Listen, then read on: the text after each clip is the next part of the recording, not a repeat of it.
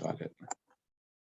Assalamu alaikum wa rahmatullahi wa barakatuhu. Welcome to another edition of Islam for Europeans with our interview platform, Beef, Bacon, and Eggs.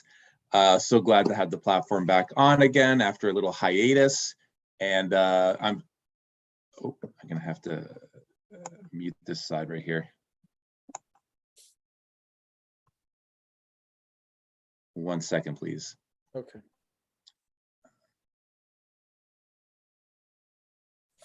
Where is it being recorded here? Because I'm hearing myself double. Yeah. Okay, I mute this part right here. Where do I mute this on here? Okay, good. We're good. Okay, good. So my head won't explode. Yeah, because I was hearing myself talk over and over again. Okay, yeah. So I think we're good now. Okay, brother Ismail. Is that not normal? That happens to me all the time. I can't process it. No, I'm just kidding. Even if I'm on a call, like at work, and I on the other end of the line, I can hear my voice in like an echo on a speaker. It's very difficult for me to even communicate because my head I can't take it. Yes. Kind of a metaphor, actually, for something. I don't know. Anyway, sorry.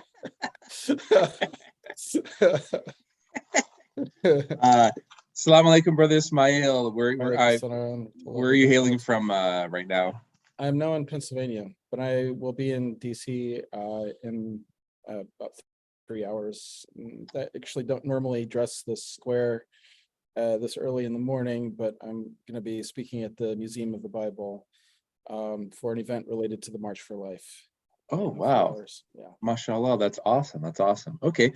So brother William is in your neck of the woods. I think he lives in Baltimore. Okay. Where? William Brianis. He lives in Baltimore. Yeah. Baltimore is sort of near me. Yeah. Yeah. That whole kind of metropolitan area and everything. So yeah. But thank you so much. You're the I guess the only kind of famous Muslims we have on here, her name Ismail. I had Ismail Kamdar on for my first show. From South Africa. Yeah. I don't know if you're Noah, and he works for. Yeah. For sure. Yeah, I've heard, definitely. Yeah. I don't know him personally, but definitely familiar with his work. Yeah, he's a good. I'm so glad that he's working for Keen. Like he's doing a lot of good work there. So. Mashallah, yeah. I saw your video on the response, how Muslims should react to the conversion of our new brother in Islam, Andrew Tate. And it's kind of unprecedented, this kind of level of celebrity. I think the only kind of parallel we can really draw on, and this happened decades ago, was Mike Tyson. Yeah. I don't think you were Muslim. Were you Muslim at the time when Mike Tyson converted, or? Yeah, I converted in '92, so somewhere around there that he did. I think we converted a little bit after that, I think. Yeah. Okay. Yeah, I remember when he converted. It was after he'd gone to jail and all that. Yeah. I mean, back then, I saw some of the videos of him, after he converted and everything, and he said a few things that were kind of like, just kind of trash talking, like "I'll eat your children. All praises due to Allah." Yeah. But now we're dealing with a totally different situation. So I don't know. I just want to give your, if you have the floor, to give kind of your general take on, some of the things that, Andrew said recently after his conversion, and, I guess, the one side of the story is, this is a new brother in Islam, and, when we convert to Islam, it's a very long process, as you know, and people you're gonna say things, you're gonna do things, we're gonna make mistakes, and you're gonna get up and you're gonna fall down and get back up again and look back and go, oh man, I wish I didn't do it that way. But on the other hand, Andrew has an enormous social media following. So, you have the floor. I mean, you please let us know, what's your general take on the whole subject? Okay, Bismillah, alhamdulillah, salatu wassalamu ala rasulillah. So I did the video as you mentioned, and I'm not really good at doing YouTube videos, and especially when I'm doing it by myself, I always sound really dull and bored, and so I'm really kind of surprised anyone watched that at all. But I just wanted to put it out for the record and just to get it off my chest, because I didn't do the video about the the overall issue of his conversion, I really kind of was focusing on the outcry over his arrest, but then I did kind of get into the more broader issue of his conversion and so on. And one reason I haven't really written anything or whatever, done anything or said any much about it beyond the initial, my initial reactions on Twitter. And I don't have a personal Twitter account anymore due to the toxicity of the platform, but I do have a work account, and so I was using my work account to comment on it. It's probably not the, strictly speaking, the best etiquette, social media etiquette for work accounts. It's, but anyway, it's Islam RFI, if anyone's interested, my organization I work for. So in any event, look, you asked me kind of the more broad question, and so I'll just go ahead and address it. I mean, first of all, there are my concern is, that's what we were just talking about right before the break, was that we need to not be hysterical or black and white or extreme in any particular direction. There are a lot of a lot of nuances here and a lot of interrelated issues that need to be somewhat addressed separately, because two things can be true at the same time, and 3, 4, 5 things can be true at the same time, and not necessarily be mutually exclusive. So seeing a lot of crazy, very extreme statements pro and against, and not, and just completely missing, I think, a lot of important issues. I mean, one brother, I'm very, actually, a person I respect a great deal, when I expressed some skepticism as to whether, and we'll get into this, whether his arrest is actually like tantamount to Ibn Taymiyyah getting arrested, said that I was simply enslaved by the CDC, the Center for Disease Control. And this had to do with apparently his belief that he was arrested for opposing COVID restrictions or something. I mean, this is literally a sort of mass delusion. This recent thing where he was carrying the Quran, and as he's in chains and he's being, led to a hearing or something. Someone says, this is proof that he is sincere. We don't, Allah knows who's sincere, and we don't, someone carrying a Quran certainly is not proof of anything. It's, Trump was waving around a Bible as he was, at a church or something, and this is certainly not proof at all that he's sincere. Allah knows what's in people's hearts, and we judge by the outward, so we judge by, there are signs of sincerity and there are signs of hypocrisy, but in the end, carrying a Quran is not necessarily a sign that he's sincere. So let's just like take it back for a second and just, I started commenting on him. The reason I started commenting before he actually converted to Islam, and before he even expressed any, or I had heard that he'd said anything positive about Islam, but it was right before that. And I was using my work account to do that. And the reason I did that is because someone who for some reason has me blocked, and I don't take offense to that, whatever, but anyway, someone who's actually a fairly intelligent guy, said something along the lines of, Ismail Royer is out there promoting Andrew Tate. A lot of people, for some bizarre reason, think that I'm like I just read a paper by these two super postmodernist academic Muslims for this. I don't even want to advertise their nonsense, for some academic journal, and on the so-called Muslim manosphere or alt-right or something, and included me in this men's rights movement. I'm like, what? I made it on there too, Ismail. Did you see that too? Yeah. I'm like, what? Have these people ever read anything I've ever written or said? I mean, or heard anything I've ever said? It's the weirdest thing. But anyway, so someone on Twitter said I was promoting Andrew Tate. So I'm like, who is in the world is Andrew Tate? So I go and Google Andrew Tate, and I find that he's this. This is again before he converted to Islam. I find that he's like this utterly repulsive human being. I mean, he's just like just someone who like has probably like the overlap between my views and his views is probably like the Venn diagram is like this, you know what I mean? Like a little teeny sliver, like so the sky is blue. Oh yeah, well I do agree with you that it's often blue, So no, I'm exaggerating. We'll talk about some of the things that he, that are admirable, and because there are some admirable things. Again, we want to avoid a black and white thing. There is a sliver of an overlap, So anyway, I was like, no, and I tweeted something about this person should be. I say Andrew Tate should be publicly whipped.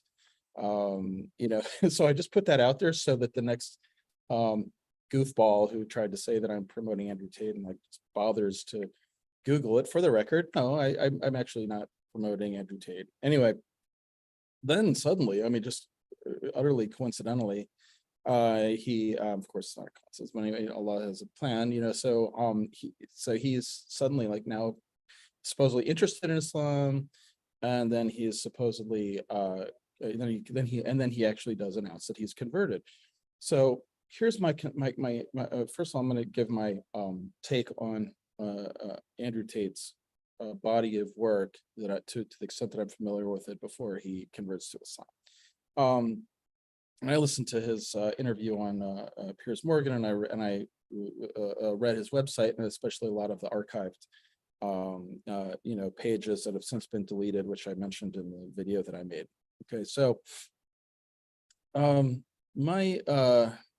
I've also really importantly, I've talked to a lot of young people who kind of have things that they admired of him, and read a lot of the stuff on social media from people who admire him and stuff. So here's my take about him.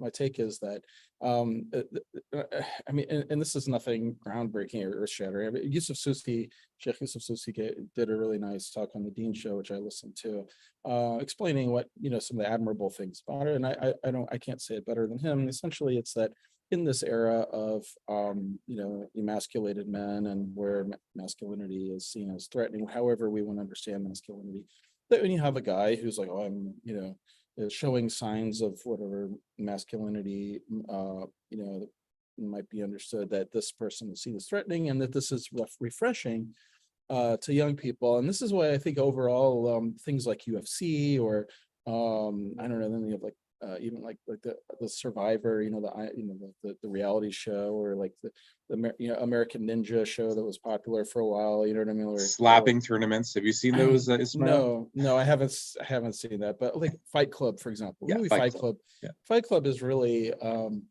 something to watch to understand a little bit better. Like I said, popularity of UFC, the axe throwing stores like the mall, they've got this axe throwing, there's what we're dealing with right now in our culture is Ibn Khaldun's phase of senility in the culture, and a decrepitude, where that we're not the frontiersmen anymore in America, and we're not the Bedouin in terms of like we're looking at Muslim immigrants, or people of Muslim backgrounds, and we're not the Mujahideen. And this is another reason why I think ISIS was so popular. A lot of people have commented on this, is like, here's these guys who are like, these rough and ready dudes, and they're like, they got big beards, and they got, they look like they just look like tough guys, and they're cut people's heads off, and they're, it's really like a hyper masculinity in an era where there are not a lot of outlets for that. There's just not a lot of outlets, and this is something. This fact actually really needs to be addressed. Really needs. If the broader culture is not addressing, that's why you have all these pathological manifestations of it. But the Muslims can address it. We can address it in our, and not just by having, basketball. You know what I mean? But I really do think that like the trend of having like, martial arts classes at the masjid is a very good one. It's not the end all be all, but it's a really good. You also need to teach young men like how to like fix cars and slaughter sheep, and and have outlets for people so that they don't fall into more into pathological, because we have a biological and psychological and spiritual and psychic need as men, that is, I mean, if anyone's read the the poem "Raisin in the Sun" by Langston Hughes, I mean, it's actually a really good sort of. I mean, the poem is about the aspirations of a human being, but it certainly can be understood, because the man, the male, man has an ideal form. It's like, and I know this is what I'm going to be talking about is just going to be absolutely nauseating to postmodernists and so on. But I mean, like, so like a cup, a cup has, we understand what a cup is, you know what I mean? And so like, if I poke a hole in the bottom of it, this is not a good cup because it's not fulfilling its function, it's not fulfilling its function. So like a man has an ideal state that he reaches to be a man, and it's our end and our aim, one of our ends and our aims as men, in the same way that women have a different end and aim, insofar as it relates to being a woman.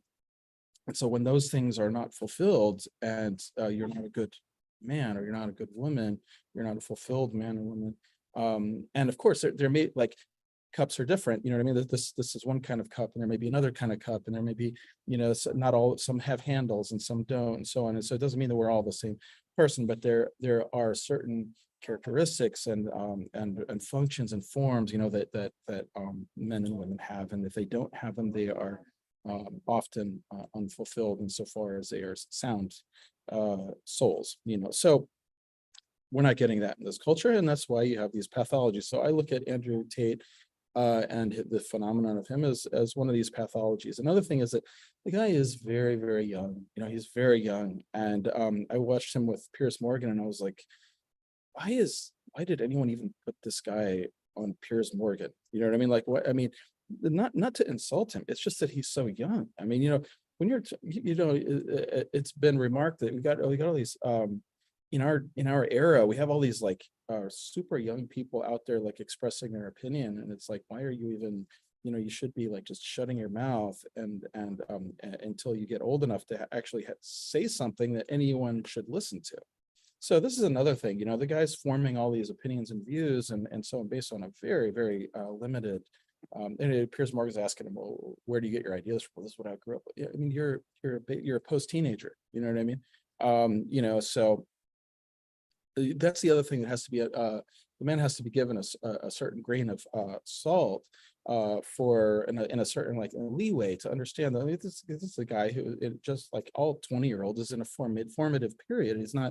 This is not his. I mean, let's assume that this man. I mean, you have to have some level of competence and intelligence to have gotten to where he's gotten, even if it's through bad means. So clearly, this is a person that has some level of aptitude and potential for something. You know what I mean? Even though he's used it in a bad way until now. So let's that doesn't excuse the harms and so on, but it means that we are dealing with someone who is a potential asset. You know what I mean? As well as a potential, as well as a potential mine that could detonate, under us, liability. Exactly. So now, the guy's views, that like one of the things he was saying, when there's a fire, you need a man. When there's a war to fight, you need a man. Okay, those things all I agree. Piers Morgan's like, oh, we have women soldiers. All right, yeah.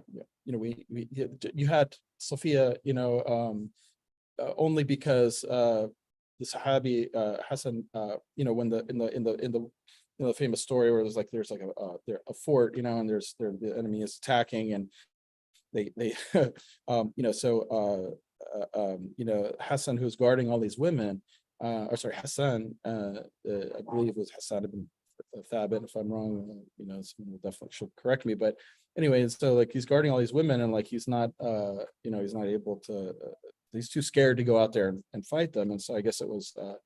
I forgot who the Sahabia was, but anyway, she goes out there and kills the person who's attacking them, and so this is like, but this is an exception, you know what I mean? It is an exception. It's not, and it happens because the man in that situation was failing to do his duty. So in general, you have roles for men and you have roles for women, and yes, they can often, and because we're holistic human beings, we can often, but it's the question is, what do you do well?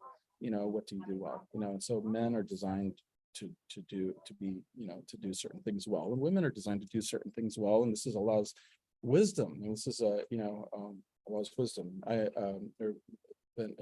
This needs to be although that might seem intuitive to you and me, or to others, this is something that needs to be like revived and really covered a lot. So that's like what he was saying that is obvious. It's, in a way, it's sort of trivially true, meaning that like, yeah, it's true, but like, it's not like some colossal revelation. I mean, Piers Morgan is quibbling with them, and certainly you're going to have, but everyone knows this is true. Even Piers Morgan knows this is true, what he's saying. I mean, you have to really be lying to yourself and completely like have no self-awareness in order to persuade yourself that that's not true. I mean, everyone knows this is true. You know what I mean? So beyond saying what everyone knows is true, and it's good to say what everyone else is true, because sometimes people are scared to say it. That's great that he did that, and that he was doing that, and that's what I think attracts him. Also, the fact that he is, he's physically fit and he exercises and all that's great. But look, we also all know, that it's true. We know that it's true that it is not. It's not manliness. Like if you look at the site that the deleted archived page that I linked to on the web, on the video that I did, he's like, I don't have it in front of me, but it's like, I am the only one who can tell you about all the 100% the relations between men and women, and this is what they are. That I trick women into doing porn videos for me. You know what I mean? It's like, and I manipulate them, and so this is not manliness. It's actually, this is the opposite of manliness, actually. You know what I mean? This is because Allah says, وَقُولُوا قَوْلًا سَدِيدًا, I mean, speak a word that is true. Deception is only permissible in very narrow circumstances. In the context of marriage, it is permissible if the wife says, "Do I look fat in this?" and you say no.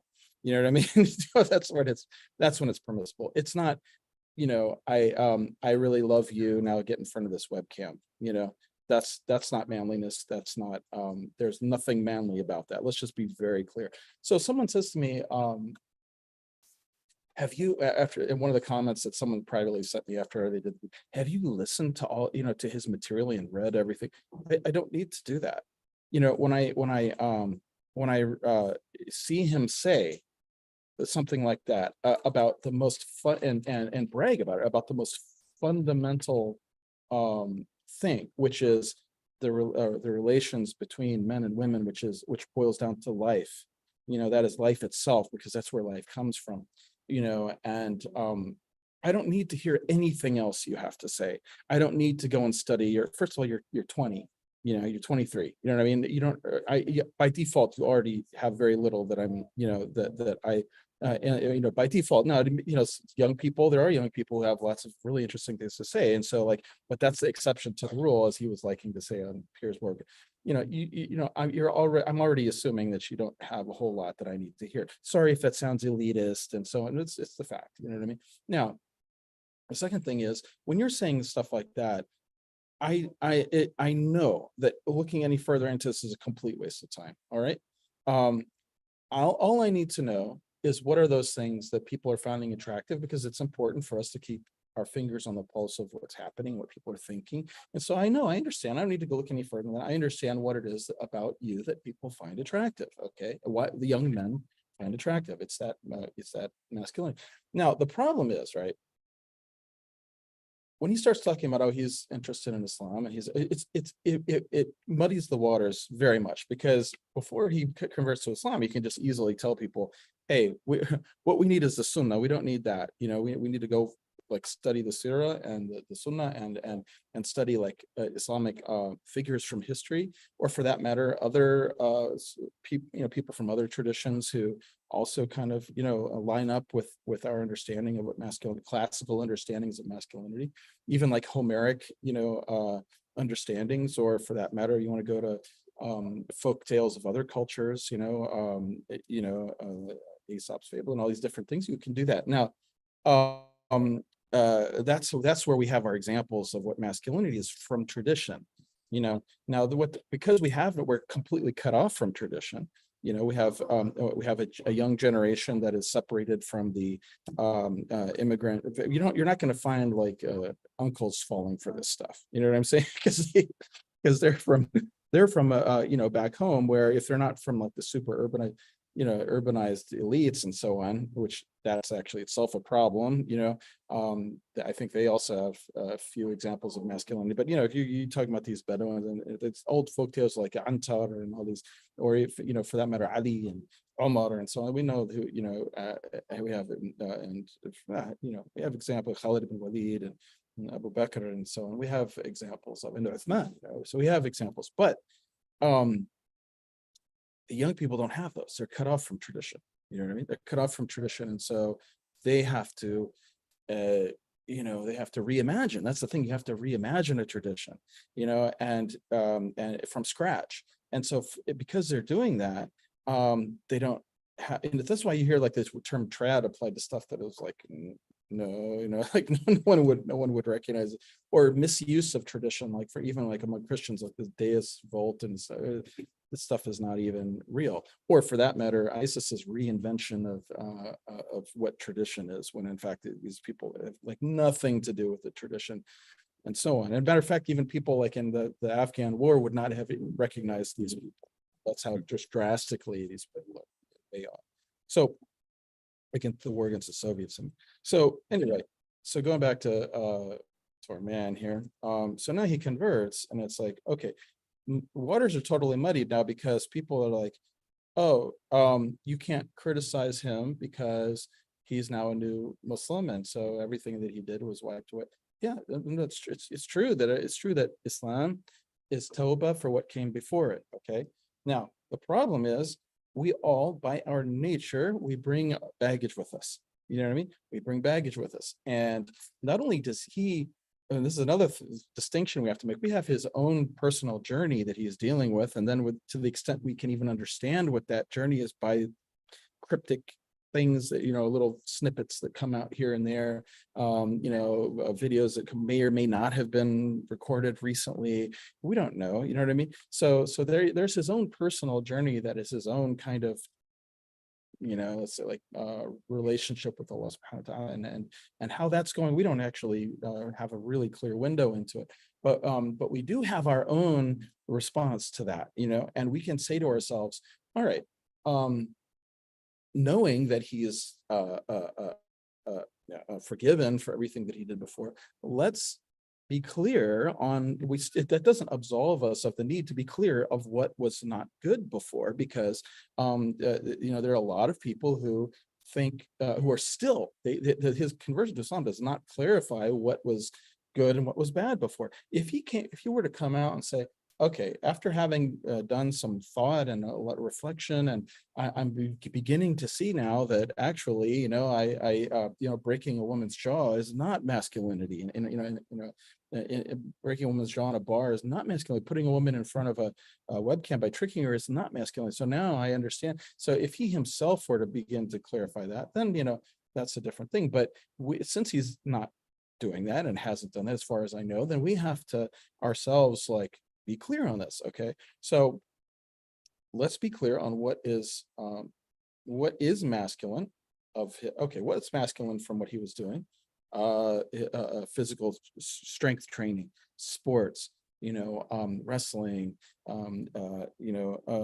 making money to the extent that you're earning, you're earning a living, and now the obvious, now that we can begin to make distinctions, well, but the obsession with materialism, the way that you're making money, the through haram, the trickery of women, these are things where you've gone, you had gone off the deep end, but here are these things in which you're kind of like, responding to fitra and things like that. So now there's like, but a lot of people are like, if you even suggest that they're, or let's say you talk about those things that were not right, you're somehow, you're against brother Andrew, and You're a brokey. you're persuaded by the elites or something. This is a very, very dangerous way of thinking, because it prevents you from being clear about what is right and what's wrong. And we just have to apply the Furqan, our clarity and our standard, which is the Quran and Sunnah and our tradition, as understood by the scholars. We have to apply, and by the way, there's also a lived tradition, which is, again, we're unfortunately separated from. And look, this is another point that I like to make all the time, which is, you can't just get Islam from books, because if you get Islam from books, this is what happens. You wind up superimposing that onto some bogus lived examples, and mapping them and missing the mark completely. What I recommend, is really sticking close to FOBs, fresh off the boat folks. You know what I mean? Like, stick close to people, or for that matter, stick close to, get to, understand, like in America, like farmers and guys who work with their hands, and guys who are like, not just a bunch of tech STEM type people, who are really disconnected from, frankly, from a lot of more masculine, a lot of masculinity. If you want to understand what masculinity is, look at a guy who's waking up at 3 a.m. to go and build a house or something like that. I mean, it's so there are examples of masculinity. If you want to look and see what that looks like, or guys who are sticking with their wives through thick and thin, and raising families and taking their kids out to whatever, it's raising children. That's all masculine, and I live in an area of Pennsylvania, near a lot of Amish, and so on. I mean, these people are still, maintaining tradition. If we want to know what tradition looks like, my point here is that, you have to see lived experiences. You have to see people living tradition in order to try to recover it. You can't recover it through books alone, because you don't know what it really looks like in real life. So anyway, and that's why Allah subhanahu wa ta'ala sent prophets, human beings that we could see and observe. So anyway, then we, so Andrew, one is that we have to be able to distinguish between, and have to be able to have that conversation as like a sane adult human beings. Another thing, I'll mention this as well, is he's against feminism. All right, well, as I mentioned in the video, okay, you're against feminism, but why are you against feminism? Like, what are your arguments against feminism? It's great you're against feminism. Let's hear why. If you're against feminism just because they, for example, promote ideas of toxic masculinity, which would so-called toxic masculinity, which would apply to things that are in fact not toxic. Of course there is toxic behavior that pretends to be masculinity or masquerades as masculinity. So that's something that's nuanced. But let's just say that, overall your opposition to feminism is based on the idea, or based on the perception that feminism denigrates true actual masculinity. Then that's a good reason to be against it. But it's also not it's not the only reason to be against it. Perhaps it's not even the main reason to be against it. I mean, it's one of these ideologies that destroys the family. It destroys the family, and it's also very much accepting of premises of modernity and modern, and capitalism and things so on, that are a part of what is causing the destruction of the family. So you have to look at, it's not enough just to oppose feminism. You have to understand where does it come from? What are the strands that led to it? What are the conditions of civilizational conditions of collapse that leads to it, that are all, things that need to be addressed. You don't just, I hate feminism, and that's why, so we're going to like you for that, and so you don't just because someone's against feminism, just because someone works out a lot, and just because someone recognizes that, men fight wars and put out fires, those are things that are all, you've hit the mark on those things, but that doesn't mean that your broader, anything at all is useful about the broader things that you are into. So that's what I really want to say about that. And then so let's go, for example, now so his conversion. A lot of people, one of the reasons people say you should not criticize him for what you should not criticize his previous things, because he just converted, and so that's going to discourage him, and it's going to be discouraging to anyone who converts, because they're going to feel like, well, I convert and I'm not given a chance to turn my life around, and so, all right, well, I get that, of course that's true. You don't just pile on. You give the man, like, okay, look, you got some space to to move and to grow and to learn, and we're going to give you a pass if you come out saying crazy things, when you've just converted and you continue to put out crazy stuff. So okay, that let's just, but we don't, it doesn't mean we don't like recognize that that's a crazy thing that you just said, you know what I'm saying? And let's let's recognize it for what it is. That doesn't, but let's continue to hope and that you learn and do better. And so that's the right approach. Like when Tyson is out there saying, I'm going to eat your children, Allahu Akbar, you don't say, someone says, well, that's kind of not cool that he said, I'm going to eat your children. It's like, yo, be quiet. You can't say that's not cool. He just converted, no, I mean, you recognize, he just beat up another guy in a traffic, in a road rage incident. That's bad to beat up people on road rage. Just don't criticize that, come on, so.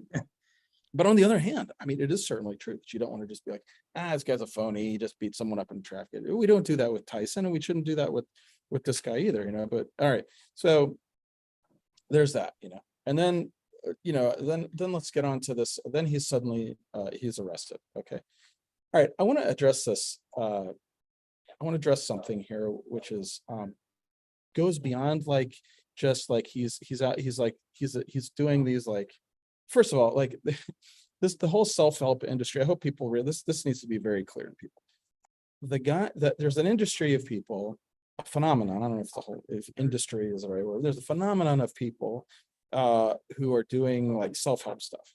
And the internet blew this up. I mean, but this has always been around. I mean, I knew a guy, I've known many people. I knew a hustler in high school who was so brilliant. These two nerds, they made up like a guide to UFO, like a secret, like report on UFOs. You know what I mean? And they printed it up really nicely at Kinko's and stuff at a time when people didn't have access to a lot of no one was thinking about stuff like that. You know what I mean? They made a really professional report, and they put ads out and I don't know, all these like National Enquirer and stuff, and they made a pile of dough from people.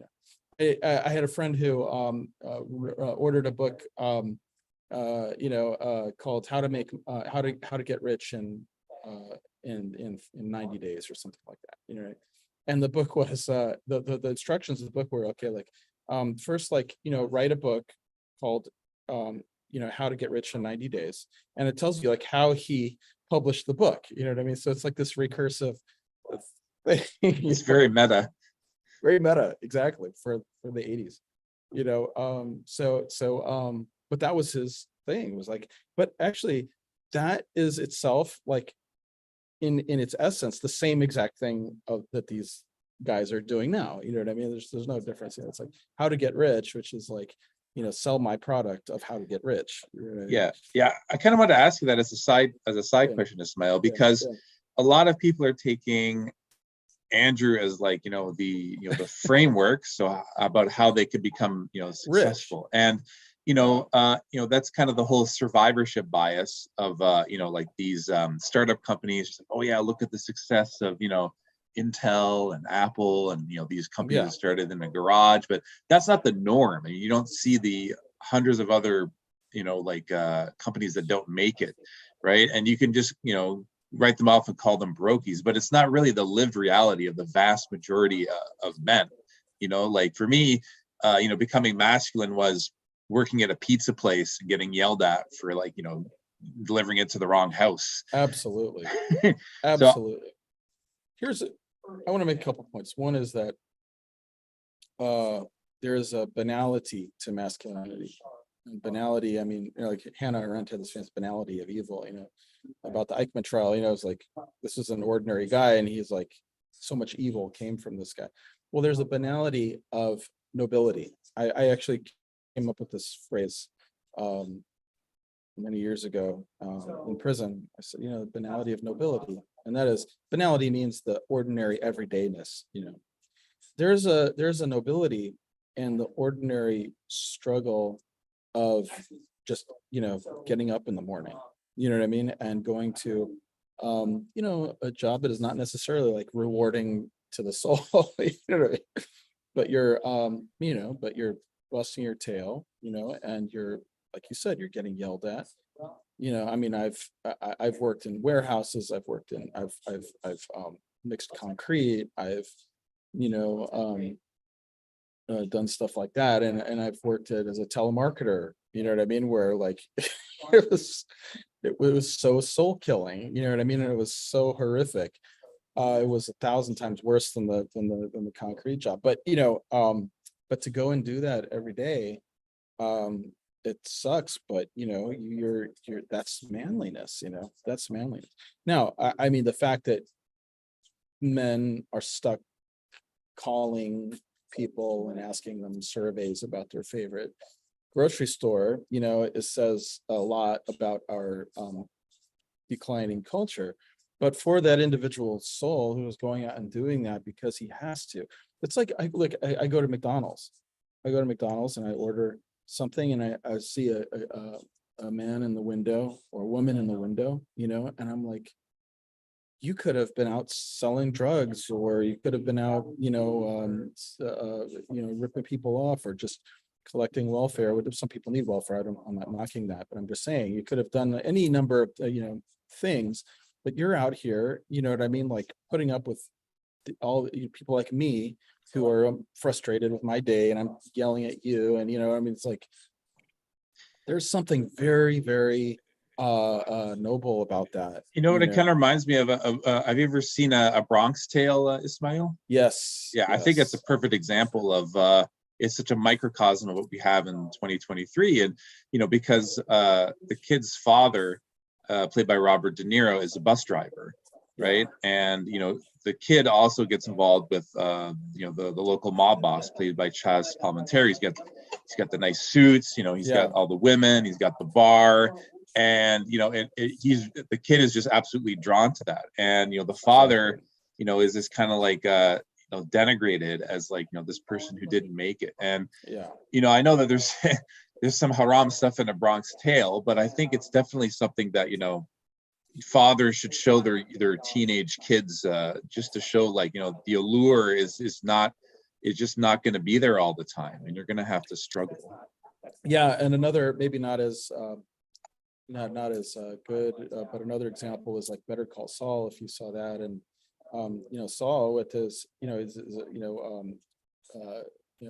his father, you know, he becomes this shyster lawyer, you know, and before that, as a you know, a rip-off artist and slickster and all this, because in reaction to seeing his father, who's this honest, hardworking store owner, you know, who's because he's so naive and someone gets ripped off and he's constantly getting, you know what I mean? So he's like, I'm not going to be that guy. And so he goes the opposite extreme. But, you know, the thing is, the father is the one who's really, you know what I'm saying, the man in the whole situation. And Saul, you know, winds up through, you know, his life learning, you know, learning some lessons about that, you know, which is itself a good thing.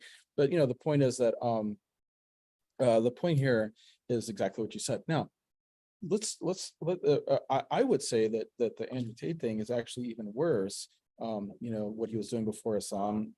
It's even worse than like the Apple example, because you're not actually Apple. You know, you're not actually putting out you know, anything productive. You're actually a parasite. You know what I mean? Like you're the whole hustle thing is you're actually like not it's like producing reports on UFOs or books on how to get rich, write a book on how to get rich. You know what I mean? You're it's sort of like or it's sort of like money, you know, arbitrage with money or something. You know what I mean? You're not creating anything. You're a parasite. You're a parasite on the you're a tick on the body of the dog that is the, you know, that is our the dying dog that is our culture. You know what I'm saying? That's what Andrew Tate is doing, and that's what it was doing. I don't know what he's still doing it, but you know, so that's what he's promoting. And so to see, and he's got Bugattis, and he's got, this is all like for the Muslim. We you know, we know that you can have wealth, and like the Prophet says, so let your wealth be blessings be shown on you. Don't walk around like you're you know, like you're, you know, wearing like sackcloth or something like that when you're, Allah bless you with money. But at the same time, like you know, the other extreme of that is like Bugattis, and the Prophet actually condemned displays like that, you know.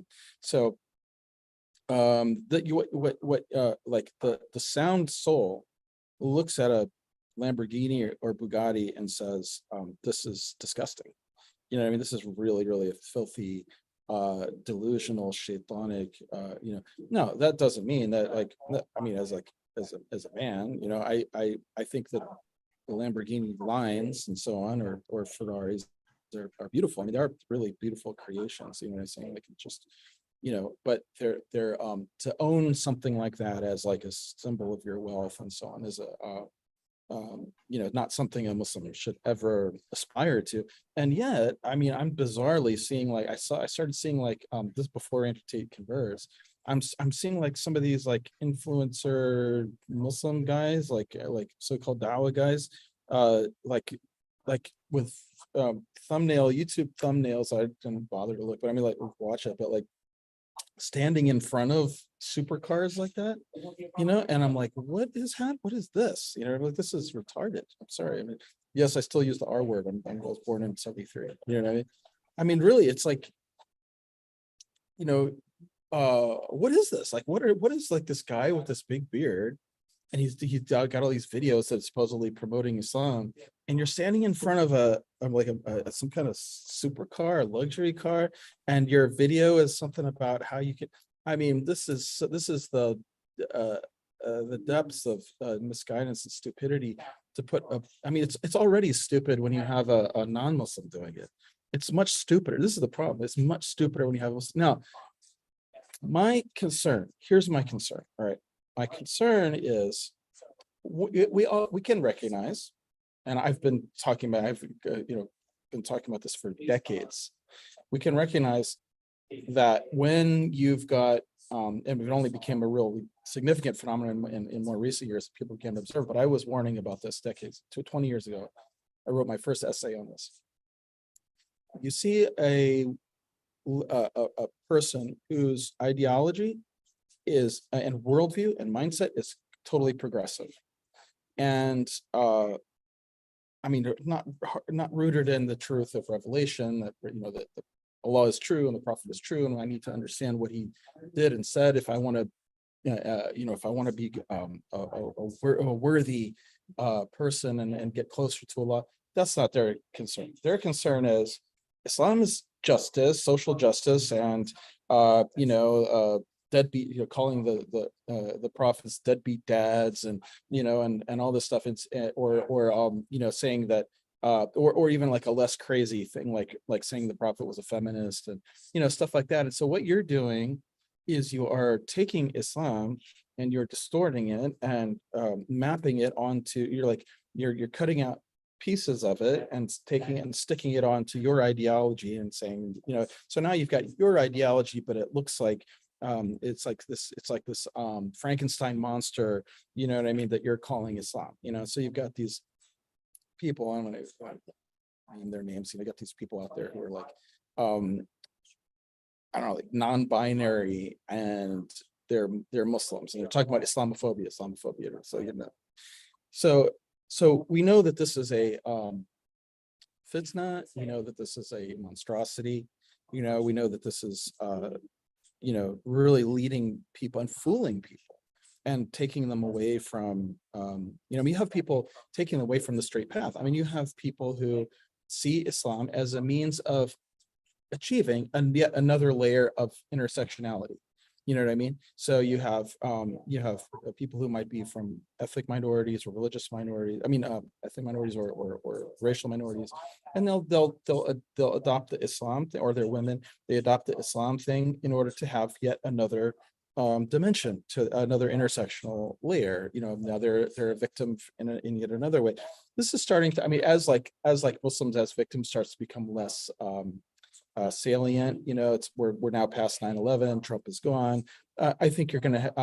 I think it's certainly the case that people are going to start caring less and less about Muslims. You know what I mean? And so you're going to start seeing fewer and fewer conversions. To Islam in order to get some intersectional points, simply because Trump is gone, and you just don't have as much of that. You know what I'm saying? So it's just less. It's less valuable as an asset in the victimhood Olympics. You know what I'm saying, to mix metaphors. But anyway, it's still there. You have white guys who can quote unquote convert because they are trying to escape white guilt. They're trying to they're trying to be like, oh, I'm one of the good white guys. You know what I mean? And this is not necessarily just to send messages to others. Sometimes it's like internal. Sometimes it's like I feel really bad for all the stuff that white guys did, so I want to escape white people did. So I want to escape that by taking myself out of whiteness, and so I'm going to convert to Islam. Now I've converted to Islam, and so now I'm don't count me in with those folks. And people do that. You have Rachel Dolezal, who did that in becoming the head of NAACP, NAACP chapter in Washington State, and that sort of thing. And then you have guys who, I went to an iftar and on Capitol Hill, sponsored by a certain organization, but I'm not going to mention the organization, but it's not their fault because they didn't. It's actually a good organization, but it attracted all manner of riffraff, including a white guy.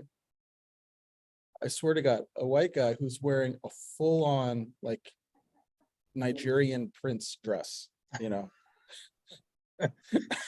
we're completely against that Islam for Europeans. That's I can understand why he would want to do that, just to try to fit in more, but to fit in, and also it's to salve himself, really more than anything. It's like I really feel like, and it's just like you don't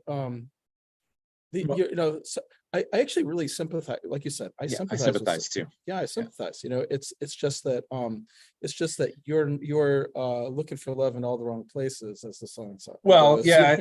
I think this conversation is another conversation that goes very deep, Ismail. This is what I talk a lot about on our channel, and it's very multi-layered. And part of that layer is that really there's no European Islamic, positive European Muslim identity, unless you're like from Bosnia or in Albania. And that's what, when you convert to Islam, someone from a European background, it's almost like you have to, you face a lot of ostracization and estrangement from your family. So it's almost like you have to take on this new identity. But that, in the long run, only makes matters worse for not just you, but the greater Muslim community, because the first thing you should be doing is ameliorating the situation with your family.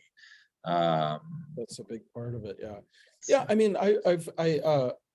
I don't want to say like I agree with you in some ways and I disagree with you in some ways, because I don't exactly I'm not familiar with the entirety of your argument. I will say that you're absolutely right in many things. It resonates a lot with me with what you're saying, and what we've seen. So I converted in '92, and I've seen the whole gamut. I think that like, for example, Abdul Hakim Murad seems to be doing that with his like nasheed that he's making, like based on like Scottish You know what I mean? That Yeah. sort of stuff. And I think that's a nice. That's incorporating that. Or if we're not a separatist organization, though, that's the strawman argument that our detractors usually make. We don't encourage any type of like separating ourselves from the greater Ummah. Look, I have, and this is relevant to the Andrew Tate thing. I'm going to explain why, but it may not be clear why it's relevant, but it's how I got. I just want to say one thing about this real quick, because I don't necessarily think that you need that you need an explicitly sort of like what it means to be a white Muslim or European American Muslim, and a sort of like unique thing for European Americans. I don't necessarily agree with that, and here's why. Because America itself is, I mean, first of all, what does it even mean to be a white guy anyway? You know what I mean? Like we eat we eat Mexican food, and America itself, it doesn't even, it's like Kwanzaa, so like people had the idea of, we need to say what it means to be a Black American. And no, there's no doubt that there is a very rich, authentic Black American. I mean, there's jazz, and there's countless, it's depthless, bottomless, let's say, sort of depth to what that means. You know what I mean? And yet it doesn't mean the same thing as it does to be like African. You know what I mean? And you don't need a Kwanzaa to do that. You know what I mean? You just be yourself. You know what I mean? Get that. Yeah. I guess what I'm trying to say is, to be self-aware of a need to do that is itself to alienate yourself from your own from being who you are. Okay, you see what I'm saying? Are you talking about like, the Nigerian outfit, or are you talking about? No, I'm talking about like the project of a white Muslim. Listen, here's what I'm trying to say. In the same way that like, oh, we need to formulate a Kwanzaa type thing. This was the idea of like, we don't want Christmas. You know what I mean? This was like the idea of certain segment of, not all in the African American community accepted. I mean, if anyone, very few people maybe, but anyway, not everyone accepted the idea that there needed to be a Kwanzaa. You know what I mean? What I mean is that for those who did, and it was an intellectual, this guy Leroy Jones who came up with it, Maulana Karenga. The idea was that we need to. It was a very self-conscious idea of we need to create our own identity and tradition as African American, as Black people in America, and we need to create like a special holiday, and we need to do all this, which was so pointless, because you already have, without thinking about it, without being, and once you start to become self-aware and self-conscious of some sort of perceived need to do that, you're already alienating yourself from that. What I mean to say is, for white folks, white converts and so on, for us to sit there and be like, all right, well, we need to do X, and we need to do Y, and we need to do, but just like, I think it's just like, I would just like not overthink it. You know what I mean? Honestly, that's kind of what I think. And that does not detract from your really important points about, in 98, I was interviewed in 98 by Religion News Service. You can find it by Googling like Ismail Royer Religion News Service or something like this. In 98, I was interviewed, and I was saying the same exact thing that you're saying. Like, I'm like, I converted, and now suddenly like I'm, a traitor to, the white folks, broader white society, to many, even if they don't put it that way, there's still kind of like a flavor like that. And then I'm also like an alien in the masjid, because I go to the masjid and there's like, so anyway, sorry, go ahead.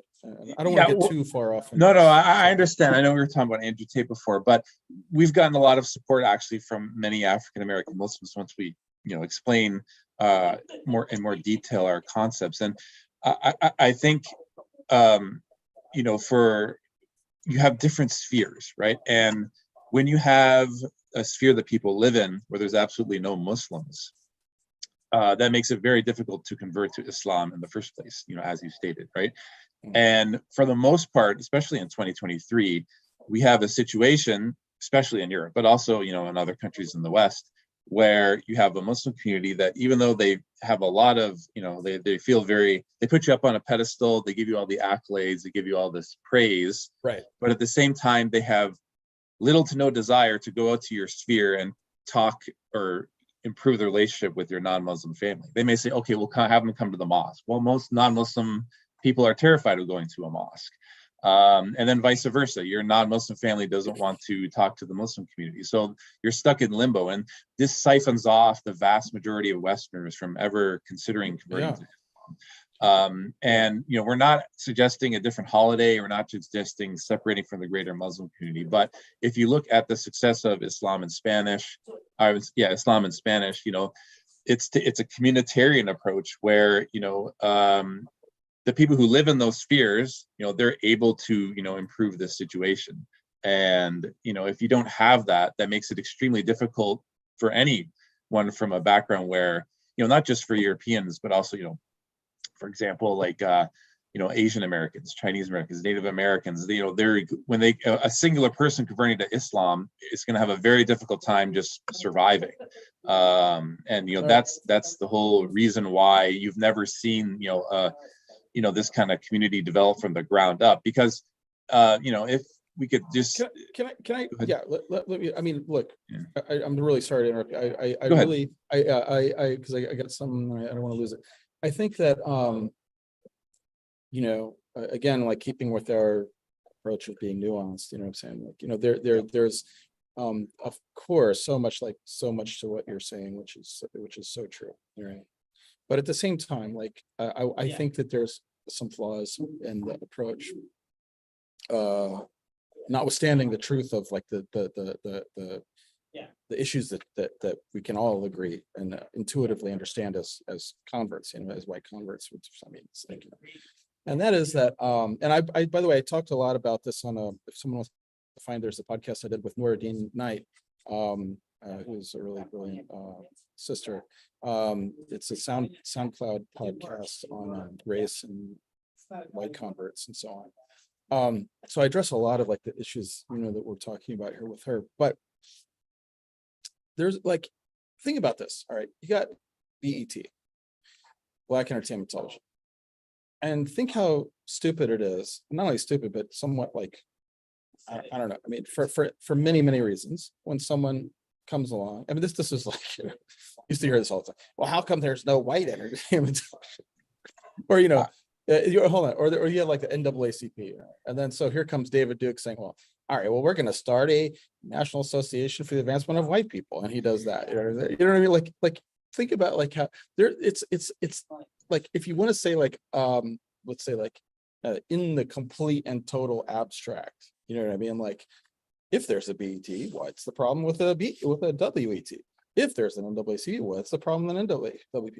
But we live in, or what's the, if there's a national council if there's a national council for La Raza, you know, then why can't there be like the race, you know? Why can't there be a national council of the white race? I mean, for example, I'm just saying, I know that's not what you're, that's a caricature of what you're saying. It's a straw man argument. Yeah. No. Look. I know it's not what you're saying.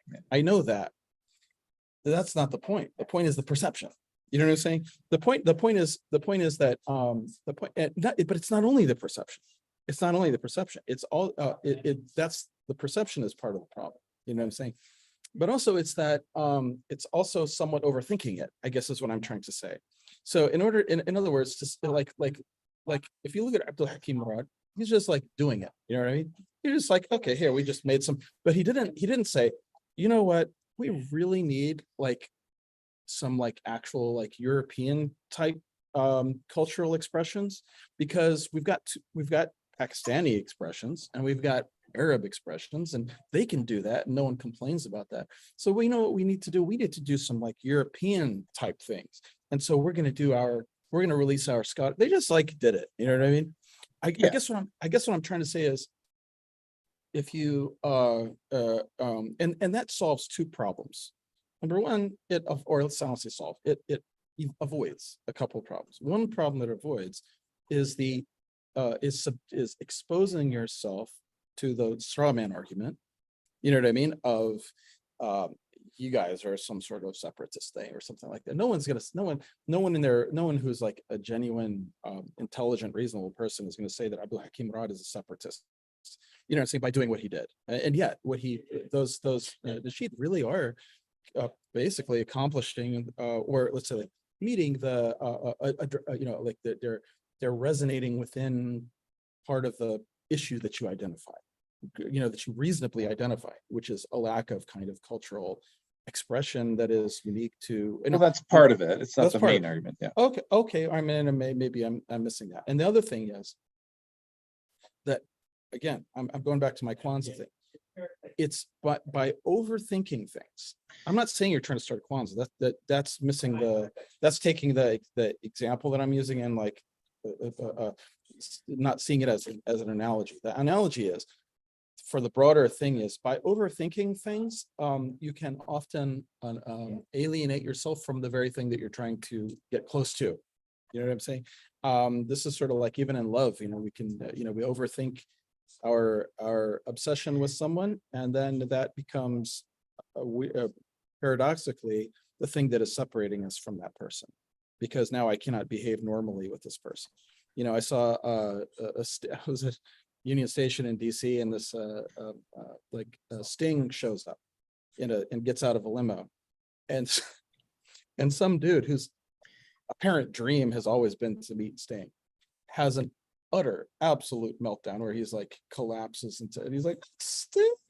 He's like, they have to like drag him away. The cops have to drag him away because he's just, but by your reaction, you have prevented yourself from your dream, which is actually to like, Sting, how you doing? You know what I mean? Like, wow, I'm really a fan of your work, and you can't do that. So likewise, you can't by overdoing it, I think, and by overthinking it.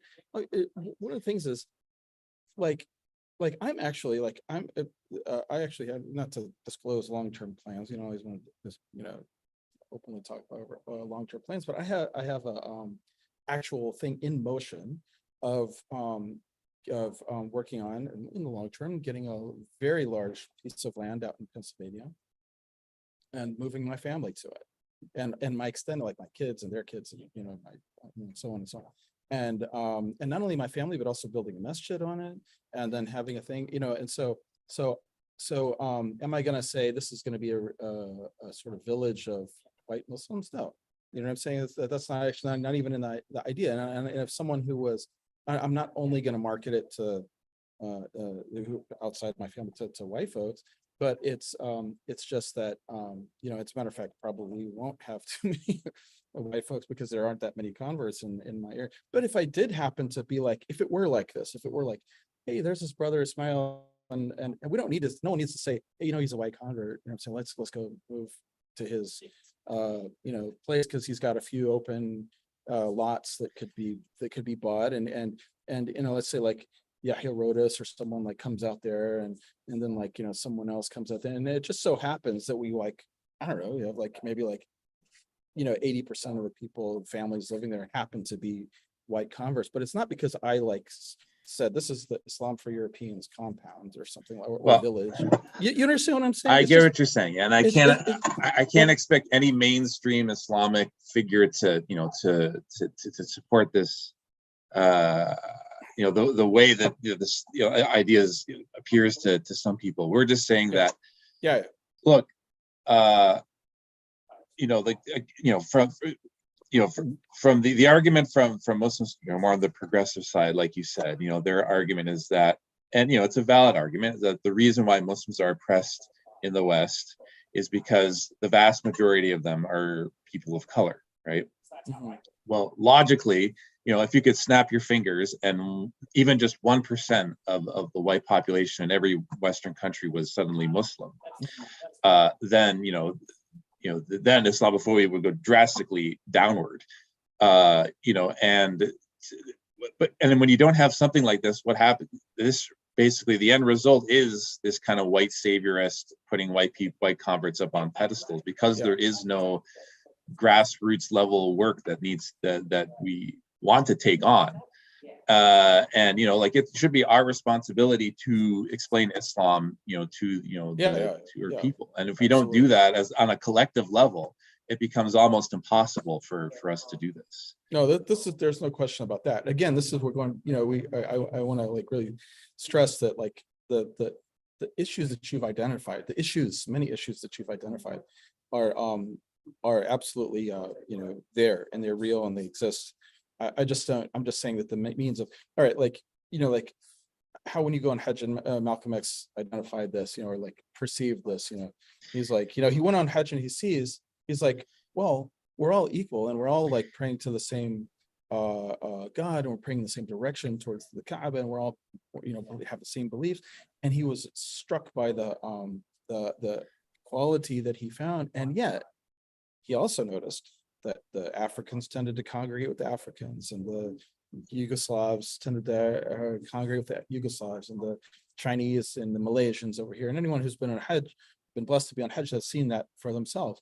And they're not really doing it because they, you know, like you don't have someone saying, hey, you know, like there's like this whole mass of like, you know, of throng of humanity all mingled, and then some Nigerian guy says, hey, wait a minute, what's going on here? All right. You know, you Nigeria, what we need to do is we need to like kind of, and then like, you know, it just kind of naturally happens, because this is a, you know, this is like what Allah says, وَجَعَلْنَا قُلُوبًا وَشُعُوبًا وَقَبَائِلًا. We created you into different peoples and tribes. So like, but Allah said he created us into different nations and tribes. So there's nothing like unusual or odd or bad about like white folks, converts, like how like being like some distinct in many ways. Like you and I, like we have passed back and forth explicitly and implicitly in the subtext and the ways that we perhaps realize and don't even realize countless things because of the fact that we come from both have a white backgrounds. You know what I mean? We have both, you know, so, and we connect on a level that we're just not going to connect with a guy with, you know, let's say someone from like Mauritania, you know, who just, you know what I mean, despite even apart from English, you know what I'm saying? So that's normal, it's natural, it's how Allah created us, you know what I'm saying? So flowing from that, and the fact that there's some sort of anxieties and pathologies about you know, and you know, social structural things and as community things that are preventing the development of like kind of normal, you know, I mean, you got Nigerian mosques and you don't have white mosques. I mean, do you need white mosques? I mean, no one is disallowed from going to the Nigerian mosque, though. That's the thing. You know, a theoretical brick and mortar Islam for Europeans organization, we wouldn't disallow any Muslims from going there at all. You know, they would be most welcome in our, you know, and to pray with us and to have iftar with us. It's just, I mean, if you talk to normal Muslims on the street, if you talk to everyday Muslims on the street or in the masjid, and you explain this concept, you said, yeah, that would be wonderful. If I was driving through Kansas and then I went to a town that was full of white Muslims, I would think that would be the most awesome thing ever. Yeah, but look, I mean, okay, but look, I'm getting back to the thing of like organic versus like, right. You know, so like, all right, for example, in prison, at one point, I was in a unit called the CMU. I was in a couple different CMUs, but a communication management unit, which really, you know, was really basically mostly Muslims, you know, and it's like special security unit, you know. So I used to hang out with these brothers, you know. I mean, first of all, the unit was really interesting. It was like Arabs and, you know, Pakistanis and African Americans and white Muslims, white converts, you know. So it's like me, my co-defendant Saifullah Chapman, brother, I'll throw his name out there if he's maybe listening, Vincent Evil Sizer, Ilyas, you know, and then you know, and a couple others, you know what I'm saying? So we used to we were friends, you know what I mean? Like, first of all, Saif, I've known him for, you know, decades, and then like, you know, Vince was a cool guy. We just from the same, you know, Vince is like a trailer park guy, you know what I'm saying? It's like, you know, so we all kind of like just gelled, you know what I'm saying? In a way that obviously we gel with the Arabs. I mean, I'm like taking classes from the sheikh and so on, but you know, so we work out together, and then we and when it's time for salat, we all happen to be there. So they go, we'll pray. And so one of the brothers, African American brothers, used to go, how did he do this? He was like, yeah, you go like, white mosque, you know, like WW, and like, but he's, which is really funny. But the thing is, right? We didn't get together and say, all right, guys, look, we got Arabs in here, we got blacks, we got, we got Pakistanis, we got white folks. So look, Islam for Europeans, right? We got we got it. You know what I mean? I get it. We got to work together. We got to pray together. We got to work out together, and we got to sit and eat together. And that's how we got to do this, because otherwise, you know what I'm saying? There's such things. No, it's like you just organically do it. And what I'm trying to say is that we can and should address the issues that you're talking about. But I'm not. I think that the way that Abdul Hakim Murad is doing is a little bit more organic, and is a little bit more, let's say, also avoiding the straw man thing, and avoiding the overthinking of it, which tends to separate one from one's own objective. You know what I'm saying? That's what I'm trying to say. Well, yeah, I understand. And I don't expect that Abdul Hakim Murad or any well-known Islamic figure, especially from a European background, to agree with this. I mean, it's a very, on the surface, it sounds he doesn't need to. I understand, but actually, he clearly does agree with you. No, well, it's obvious that he agrees with you. Here's why it's obvious: because he's done stuff like, it's not the only thing he did. He's done stuff like made Nasheed with extraordinary amount of resources and effort put into it. So he obviously believed in it, the importance and significance of it, and the intuitiveness of it. And it sounds so beautiful and intuitive. It's not forced at all. That's the other thing. It's not forced. If you listen to his nasheed, and I'm using his nasheed as an analogy, there's nothing like forced about it. It actually sounds very natural. What I'm saying is that there comes a point where it becomes just like Kwanzaa. It becomes unnatural and unorganic when it's forced. And so we don't need to. We have to talk about the issues without kind of overthinking it. It has struck me, and this is in the vein of friendly nasiha, absolutely friendly nasiha, because I do think it's so important that you're actually raising and talking about the issues that you're talking about. But the friendly nasiha thing is that I think that the talking about the necessity of it is there's a song in the Rollins band back from when I was into punk and stuff. It was like, don't talk about it, just do it. You know what I mean? Well, that's what we're doing. No, that's actually not. No, actually, don't talk about it. I mean, like, not. And I don't. When I say don't talk about it, I don't mean in the sense of keep things secret. No, that's not what I mean. What I mean is actually, the lyrics are really good because they really apply. Anyway, I mean, and by the way, again, this is Rollins band. You know what I mean? You know who Rollins is. Yeah. You know what I'm saying? So this is again another, like, if I'm talking to if I'm talking to Abdullah Al-Qahtani, I say, that Rollins band song. You remember that Heckle and Jekyll cartoon? Folks are not going to know what I'm talking about, and so we're going to miss a certain level of connection. Although we're going to bond over, like, biryani or something, which is not even either of our culture. So anyway, my point is, actually, this is a super interesting topic. I would love to be on to talk about more, but I want to talk about how this comes back around to Andrew Tate. Okay, we don't have a lot. First of all, I will never listen to a podcast that's like longer than an hour. We're already there. You know what I mean? So I don't want to like turn people off, but I do want to say that, look, in the same way that we can recognize when someone, bops along and says, with there was such a brilliant. I actually met the guy who used to do this cartoon, but remember that cartoon that was. It was someone was doing a cartoon. I can't remember what it was, but it was like 4-panel cartoons, black and white, about like progressive Muslims versus, it was so funny. I mean, but he had these characters with like with like the turban hijab. Man, I'm trying to remember what that was called, man. It was so funny. And I randomly, the guy who was doing it was anonymous.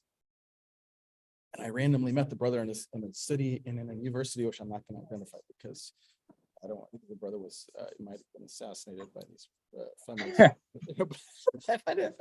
But it was the most hilarious cartoon. So we all recognize, we see like the turban hijab, and again, it's not to denigrate sisters who wear turban hijabs. And we're all in different places in life. But I'm just saying that I mean, like, you got a turban hijab, you come from SOAS, you're at Rutgers, or you're anyway, look. And you come along and you're like, the Prophet was a feminist. Okay. So we all recognize that what you're doing, and we all should recognize that even though we love you as a Muslim, we hope the best for you, hope for your guidance, and we absolutely do not need like divisiveness, and we don't need that type of stuff. And I'm really against that kind of. I used to get into that stuff, especially when I was on Twitter. And it's really, really bad news. We don't need that type of stuff. You know what I'm saying? We don't need to be calling people out by names. We don't need to be doing. But we recognize that this is like a not where we want to be, and it's a dangerous trend. You know what I'm saying? It's not healthy. It's an unhealthy trend because it's taking us away from the Sunnah. It's taking us away from reality. So you're this progressive, in this progressive space, and you're calling this Islam, okay? And we recognize what you're doing as being, mapping Islam onto your ideology and calling it Islam and thinking it's Islamic. And maybe you even think it's Islamic because you have no idea what Islam actually is, you know what I'm saying? And religion, here's another really important point that's very relevant to the Tate situation. Religion does not necessarily mean the same thing for you as a millennial or as a Gen Z or something like that it does for us who grew up going to church.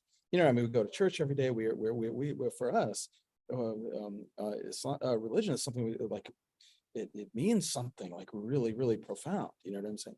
Whereas for a lot of these people, conversion means something different. It seems to mean something different for them than it did for us. Like I met one of these. Met many of these people, but I met one of these young people, and she's like, "Yeah, I'm a Muslim." I was like, "Oh, why did you convert?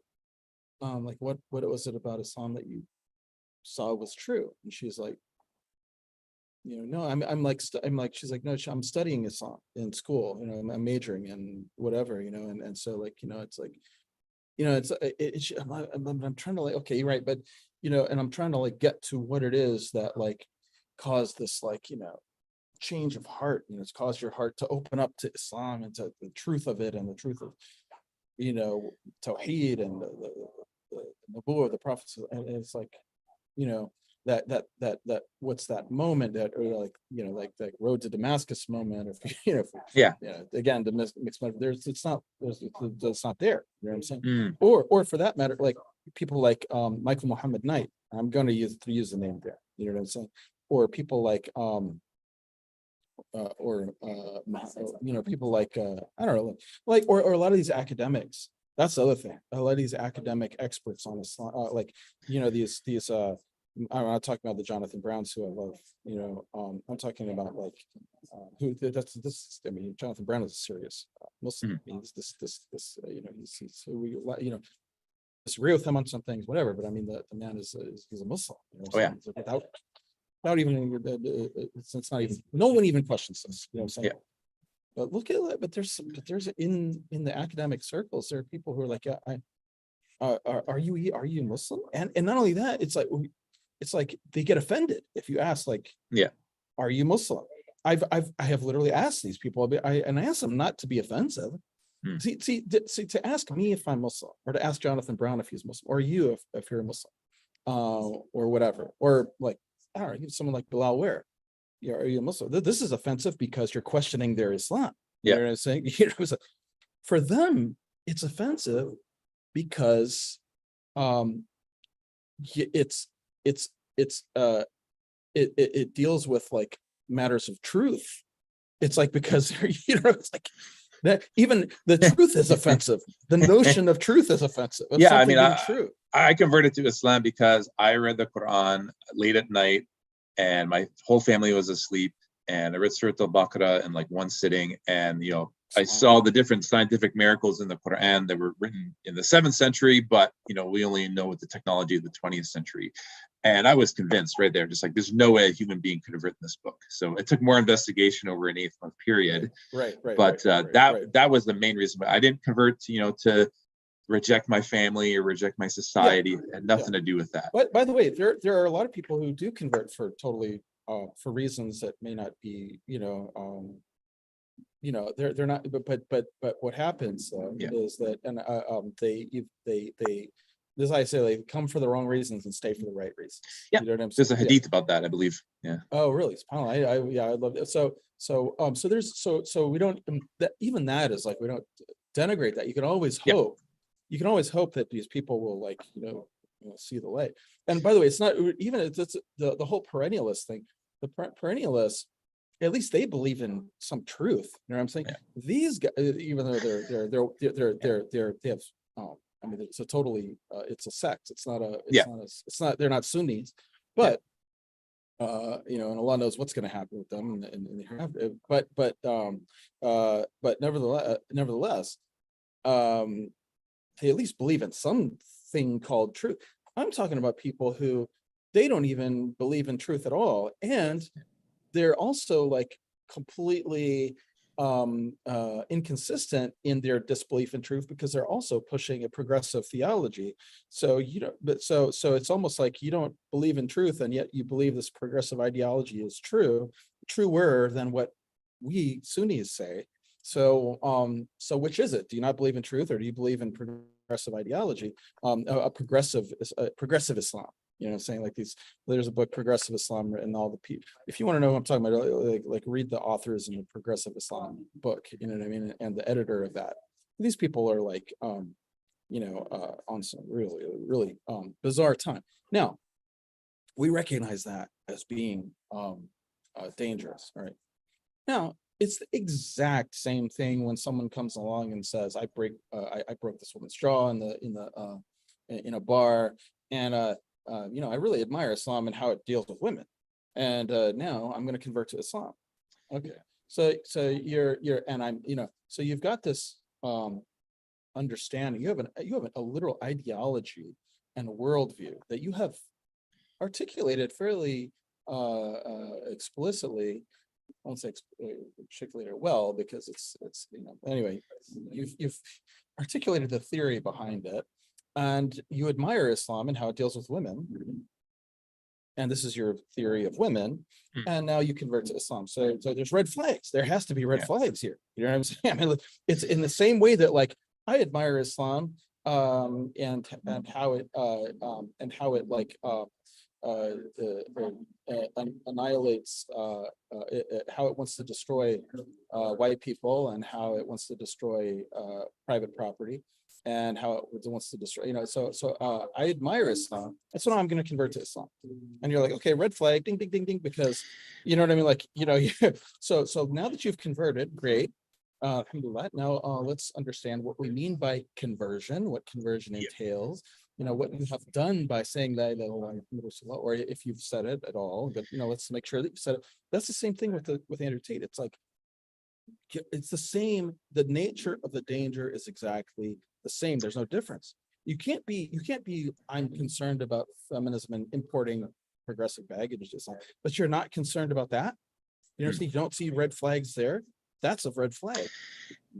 Yeah, well, I totally get that, Ismail, and it's a great point. You know, here, you know, at Islam for Europeans, we are very concerned about that, and that's why we have all these checks and balances in place. That, you know, when someone does convert to Islam from a European background, that they're following the Quran and the Sunnah. We don't agree with, you know, the denigration or of any ethnic group. You know, we don't encourage separatism.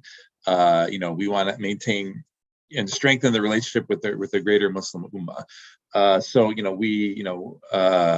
so, and I think that, you know, it's a concern. It's a valid concern that people have about us, and that's why we're trying to address it in the best possible way. Honestly, honestly, I don't know too much of about course.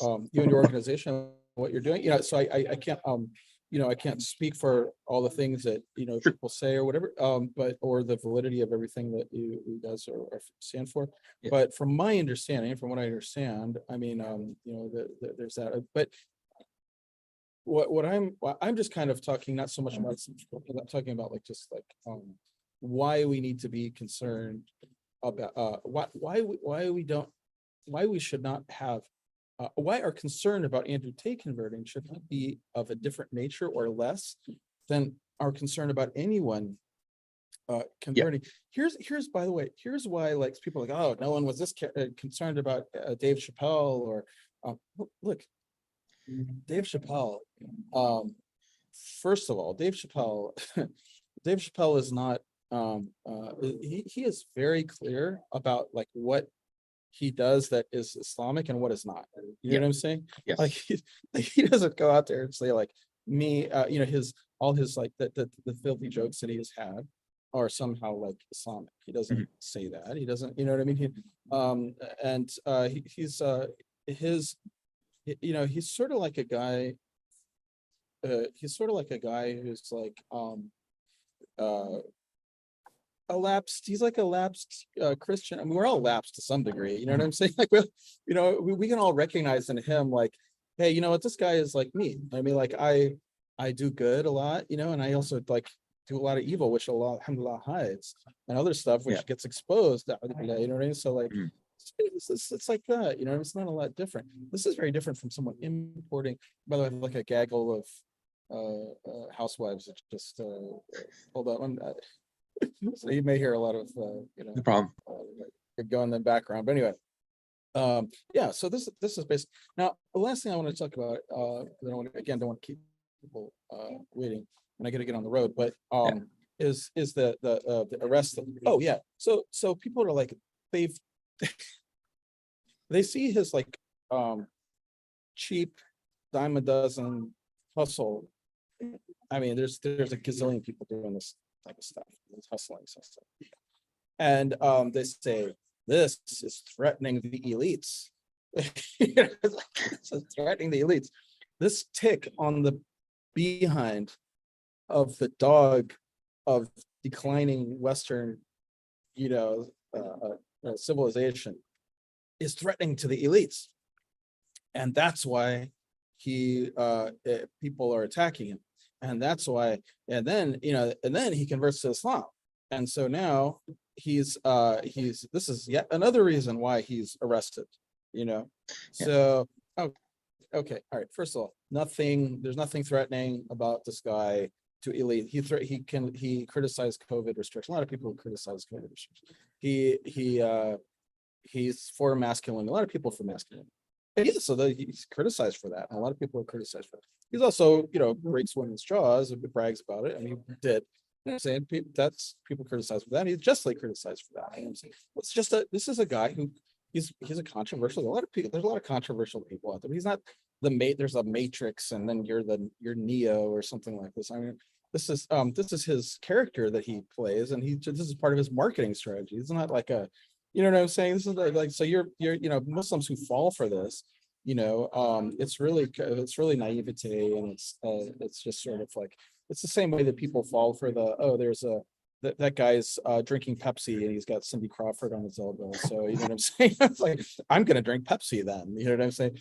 So this is like people who believe they believe anything, and so there's a lot of this is how advertising and marketing works. And it's just there's a sucker born every minute. You know what I'm saying?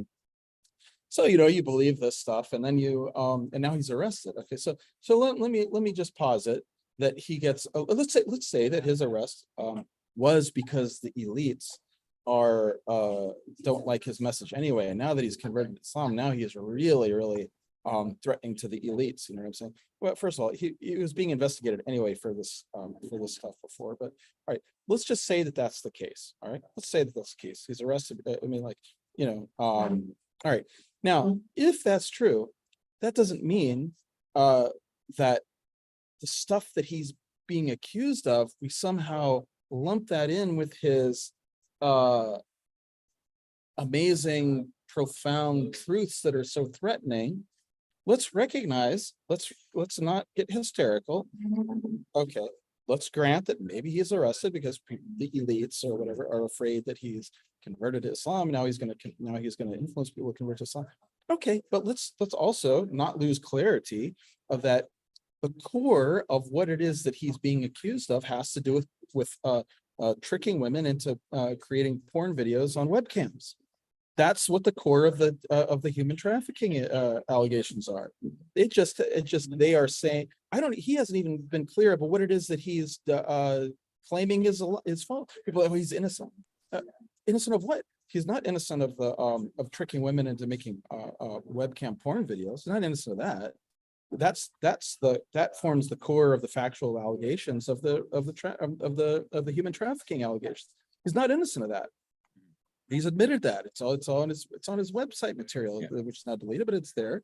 All right, so he's made videos, so that's not what he's denying. Apparently, I'm assuming he's denying that there was coercion, and he's denied that in a coercion beyond the psychological conversion, which he was very proud of.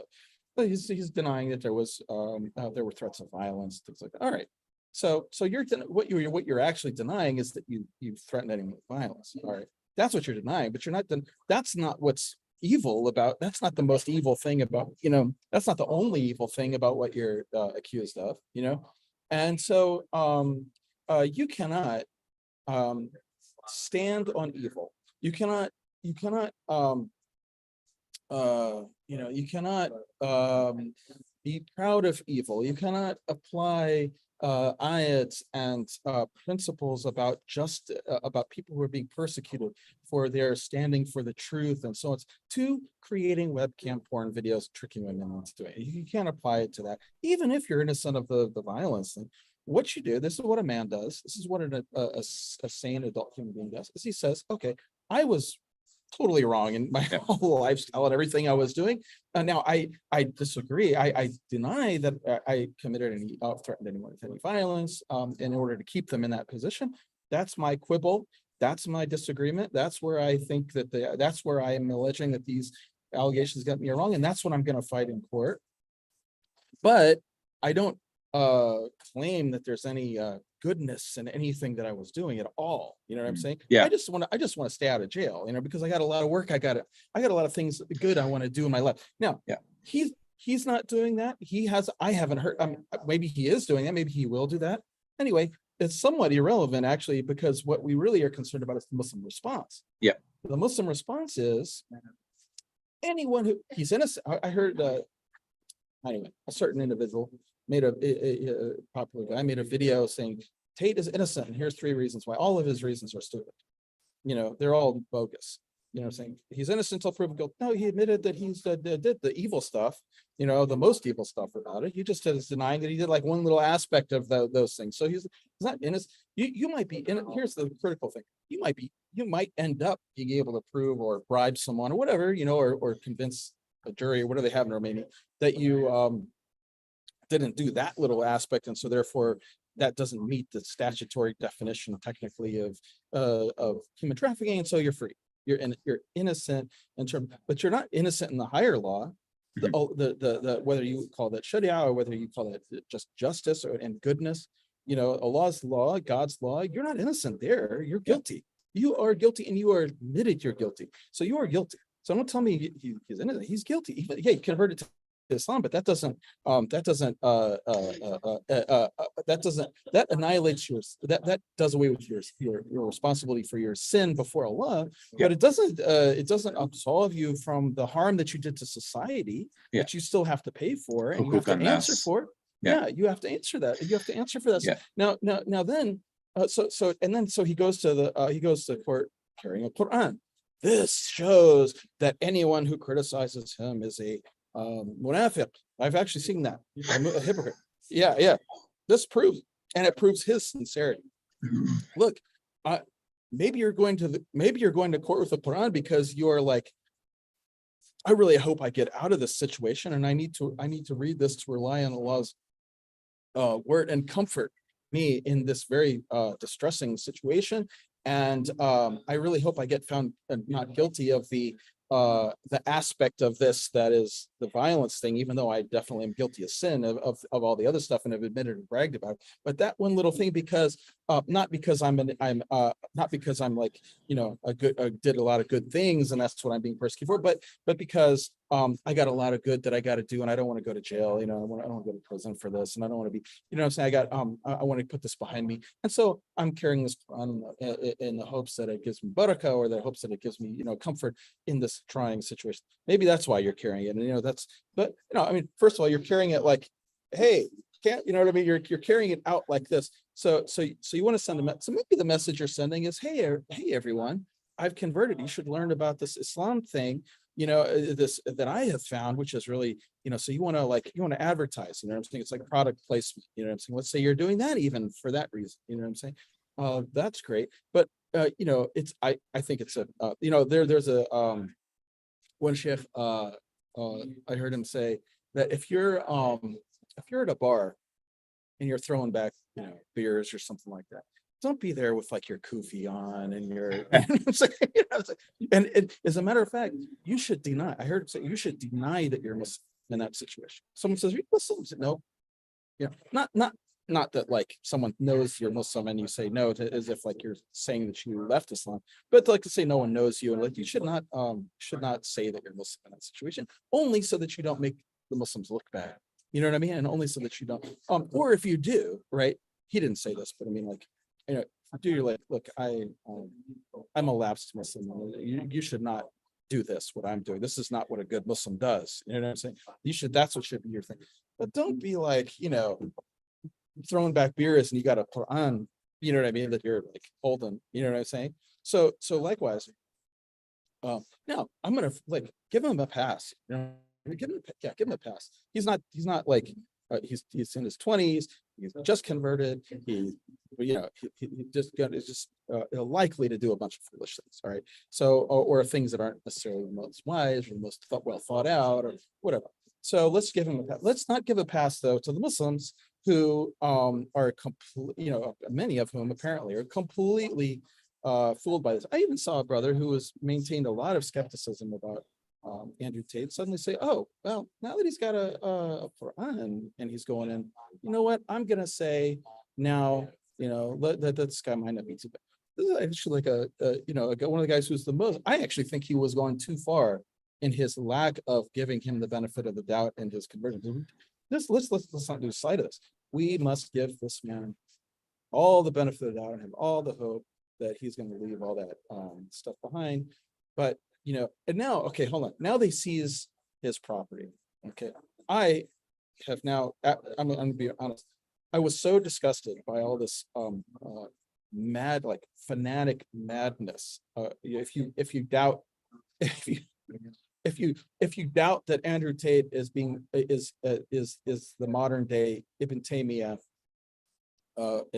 because of his persecution, if you doubt that, you are a munafiq and you are brainwashed by the CDC, you know, all right, and the elites and the matrix, all right. So I deleted my Facebook off my phone. I never was a big Facebook guy anyway, but I deleted it off my phone. Every once in a while, I'll go on there and post a picture of something, whatever, make a comment, post a video, link to an article I've written or something. I'm not engaging. I'm so disgusted. You know what I'm saying? I've deleted Instagram. Never really did Instagram anyway. I've deleted all this stuff. The reaction of many Muslims to the Andrew Tate thing has benefited me in the sense that I'm so it is a straw that broke the camel's back. There's always I've just realized there's so much that this social media thrives off of outrage over stupidity. You know, there's a cartoon, someone was like, are you coming to bed? And the guy's like, no, someone is saying something dumb on the internet. You know what I mean? It's like 2 in the morning. You know what I mean? So this is actually what they want. This is what Facebook and Facebook and Twitter, they want you to encounter dumb things so that you can be outraged over it and say, you know what I mean? Yeah. So anyway, I'm like, you know what? I've had enough. I'm not falling for this anymore. This is just another trick to get me. This is the matrix, you know, really getting me into falling for this stuff. So alhamdulillah, my mind is much less clear. And so I'm not following whether anyone has been dumb enough to say that them seizing his property and his Bugattis and his villas is yet another example of his being, you know, the modern day Ibn Taymiyyah, and he's a mujahid, and he's you know, they plot Allah applause, and you know, I mean, saying stuff like this and about his property being seized, you know, or you know, I'm like someone's gonna put like وَإِذَا قَبَضْتُمْ قَبَضْتُمْ جَبَّارِينَ, you know, like when he sees he sees tyrannically, you know what I mean? Like. So whoever's running his account is going to post something like that in respect to them stealing his Bugatti. But anyway, let's be clear here. They stole the stuff. That stuff is not his.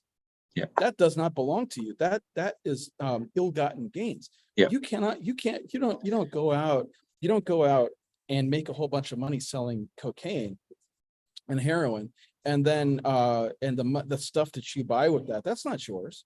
You know, you don't own them. Yeah, you actually have no legal claim to that because it's gotten illegally, not just illegally by the man-made law of process, which should correspond to Allah's law, but doesn't always. You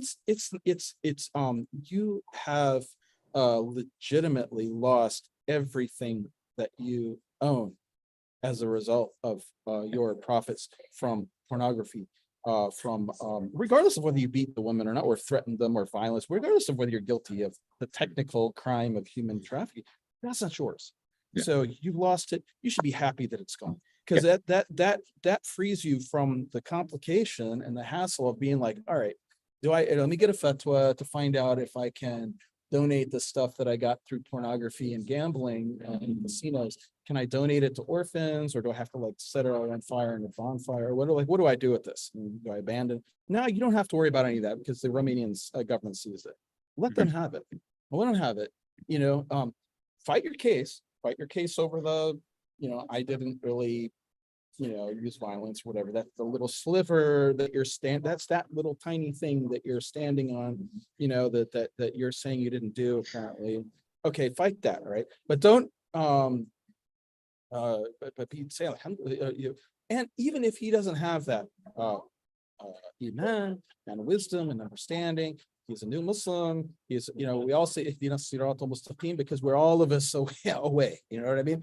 We're all of us every day sinning, and we're all of us every day lacking the basira and the insight to understand what it is we're supposed to do, and how we're supposed to behave in a certain situation. And we all of us every day are to one degree or another are sinning and erring in precisely the same manner as someone who doesn't think, who is upset that the Romanian government has taken their Bugattis because they made pornography, right? It's just a matter of degree. You know what I'm saying? You know what I mean? So if he doesn't understand that, fine. But let the Muslims understand.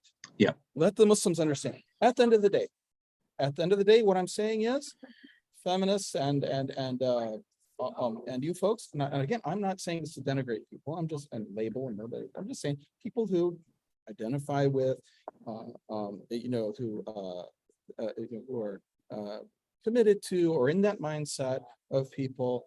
You guys be like, understand your religion enough. Be generous enough and honest enough and good enough to grant that the man, and hope that the man really turns himself around. Also hope that you turn yourself around, and that all of us, the Muslims, that Allah guides all of us. You know, so let's hope for that. And let's hope that his conversion ends up being something good for the Muslims, and for, you know, it might be. Look at Malcolm X. Malcolm X, you know, converts to some, you know, a wrong path thing that's called Islam, and then he realizes it's not, and then he winds up. I converted to Islam because of Malcolm X. There's probably, I mean, you know what I mean. So let's hope that it's I mean, Andrew Tate is not, but I mean, like, let's just, I mean, who knows, maybe more people will, maybe he'll be like another source of huge numbers of people coming into Islam. Well, inshallah, I hope so too. But on the other hand, on the other hand, don't get hysterical in the other direction. Don't go crazy. That it's someone, you know, I mean, let's be clear. And let's be able to talk about and recognize and analyze and have a conversation, and let shuyukh distinguish between what is harmful and what is good, and what he used to say and maybe what he's saying now, or whatever, and like what the, you know, and you know, and let's not I prefer, you know, put people on a pedestal and say, and let's not be like let's not get crazy and think that you know, think that the mere fact of his arrest and so on is due to some kind of like because we have to be very clear. A lot of people are saying that the fact that he was arrested, and the fact that it's not just, some people are saying, no, it's not because he was Islam, it's because of his ideas were so dangerous and threatening to the elite. There's nothing, let's be very clear here, there's no value, there's no worth in his ideas before he became Muslim. None. The only thing that's good is his trivially true connection and realization that men should be strong and work, and that's about it. You know what I'm saying? That's really about it. You know, and we can get that from many other sources that are not so like wrapped up in evil and haram and also like from people who aren't 20 and who have some like, depth and wisdom. Stay away from all these like Bronze Age pervert and Andrew Tate's and, like Jordan Peterson, which is another thing. I don't even understand. That was another thing. Someone used to accuse me of promoting Jordan Peterson. Like, who? I had never even, I mean, like this was back in, this is before all the Muslims flirting with, I think, Hamza Yusuf doing a podcast with him is, well, it's yeah, good. Like they do a podcast. that's another, yeah, that's not. But is he? Is there anything that this guy says it's worth? Yeah. I mean, if I,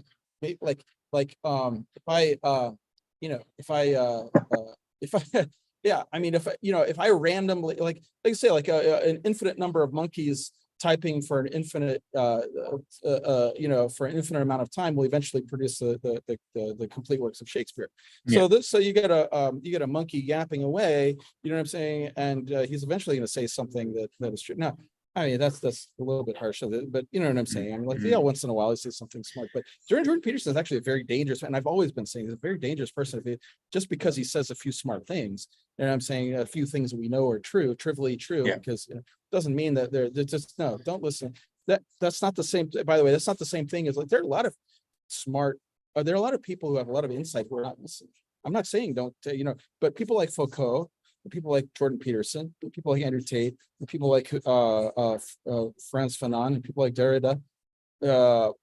These are people who are wrong in ways that people like Aristotle and Plato and things were not wrong. You know what I'm saying? These are people who are wrong in ways that like Dostoevsky and others. People like Nietzsche are wrong in ways that there's, he's very insightful on a lot of things. So a lot of these other people, they're like, so in other words, when you get into the realm of seeking wisdom from non-Muslims, it's not a cut and dry thing. So the wisdom is the lost property of the believer. That's true. But and like Ghazali said, the one who rejects taking the truth from someone who is in error is like the person who refuses to accept a gold coin from someone who's a known counterfeiter. You know what I'm saying? So, but here's the thing: it takes discernment to know what's the counterfeit and what's not. You know what I mean? So,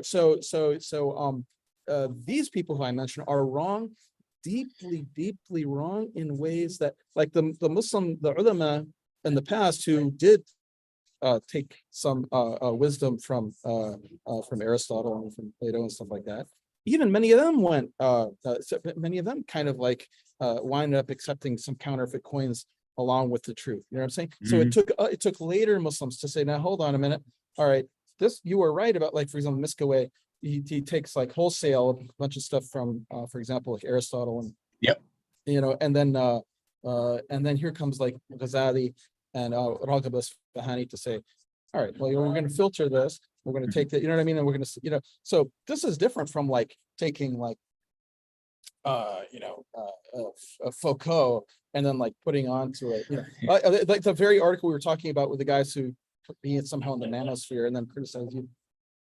These guys were like, these manosphere guys, all these alt-wallah, I don't even know what's alt-wallah, what is that? That must be a British thing, but these alt-wallah. I think she just invented it, yeah. No, I've seen that before, but I've seen like, anyway, these guys, that article is criticizing the manosphere for not adopting post-structuralist. I'm like, okay, what they mean by post-structuralist is postmodernist, because post-structuralists for like Derrida and stuff. No, actually, I totally disagree. Jordan Peterson is a postmodernist because he's a relativist and he doesn't believe in truth, and so is all of the alt-right is itself. So to the extent that the people that they mentioned, there are some people in there I think are totally wrong. Actually, many of those people they're on the same exact. This is what you are is you're two wings of the same disease of the soul fighting each other. You know what I'm saying? You're like lung cancer and leukemia trying to outdo each other. Yeah, it's caducean. They feed off each other like the two snakes wrapping around one another. They're not only that, they're the same. There's a two-headed snake. Yeah. You know what I'm saying? Yeah. So anyway, Yeah. that's what I got. That's wonderful. Thank you so much for coming on, Brother Ismail. It was a pleasure to talk to you. Thank you. Do Thank you you for have having anything me. you want? No problem. Anything you want to promote, or things you have in the works, or just coming to hang out? I just came to hang out. I have an article coming out in First Things soon about the whole situation at Hamlin University, where the sister spazzed out because she saw a Persian 800-year-old Persian drawing of the Prophet allegedly it was intended to be the Prophet by a Persian guy, and in her art history class. I saw that. Because she didn't read the syllabus to see that they were going to be talking about it that day, and so she didn't take the trigger warning of don't come to class this day if this is going to hurt your feelings or something like this, and she lost her mind. And so anyway, so I have an article coming out about that in about a week or so. So I'll definitely be looking forward to that. all right. Anyway, if you're still listening, please like and subscribe to Islam for Europeans. I'm your host, Robert. This has been Beef, Bacon, and Eggs with Brother Ismail. Thank you so much for coming on, Brother. Change Ismail. it to lamb bacon. Lamb bacon is. Well, it's not an alliteration, so. Oh, okay. Yeah, that's true. That was the whole reason. All right. Okay, I'm gonna end the stream now, but thank you so much, Brother Ismail. We'll stick on after a little bit, but this has been Robert from Islam for Europeans. Assalamu alaikum wa rahmatullahi wa barakatuh. Okay, and we're done with the live stream. Thank you so much for